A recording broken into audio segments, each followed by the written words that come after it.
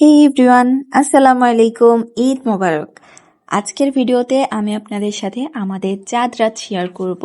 জানি অনেক লেট করে ভিডিওটা দিচ্ছি, কিন্তু আমার সময় সুযোগ কোনোটাই হচ্ছিল না যে আমি একটু ভিডিও এডিট করে আপনাদের সাথে শেয়ার করব।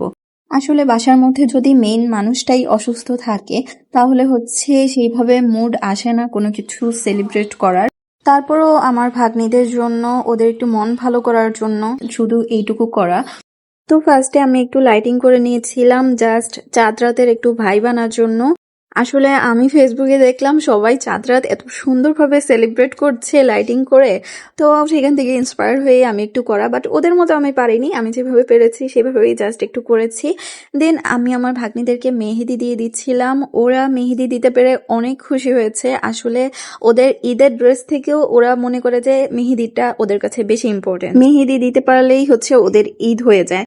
দেন ওরা আমাকে লিটারেলি পাগল করে দিচ্ছিল তারাবাতি জ্বালানোর জন্য। এই তারাবাতিগুলো আমি নিয়ে এসেছিলাম ঢাকা থেকে আসার সময়, বাট মায়ের অসুস্থতায় আমার আপুর কারোরই সেরকম মুড ছিল না যে এভাবে চাঁদ রাত হচ্ছে সেলিব্রেট করব, তারাবাতি জ্বালাবো।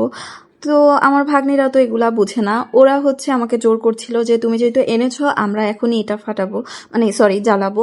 তারপর ওদের সাথে হচ্ছে এগুলা জ্বালিয়ে এসে আমি টুকিটাকি হচ্ছে রান্নার প্রিপেয়ার করছিলাম ঈদের দিনের জন্য। আগে থেকে কিছু রেডি করে রেখেছিলাম, না হলে ঈদের দিন একটু বেশি প্রেশার হয়ে যায়। আর তারপর এদিকে দেখি সারা হাত থেকে মেহেদি তুলে ফেলেছে, খুঁটে খুঁটে ও সব মেহেদি তুলে ফেলেছিল। তো সেজন্য ওকে আমি একটু বকাবকি করছিলাম। দেন দেখতে দেখতে 12:30 বেশি বেজে গিয়েছে। তো আমি আমার বোনকে হচ্ছে জোর করে একটু মেহেদি দিয়ে দিচ্ছিলাম। ওর মেহেদি দিতে একদমই ভালো লাগে না, বাট আমি হচ্ছে ওকে সবসময় জোরাজোরি করে একটু মেহেদি দিয়ে দিই। দেন আপুকে দিয়ে দেওয়া শেষে আমিও হচ্ছে একটু মেহেদি দিয়ে দিলাম, আর আমি দিতে দিতেই হচ্ছে অনেক রাত হয়ে গিয়েছিল। তো এই ছিল আমাদের চাঁদ রাতের ভিডিও। Okay, by.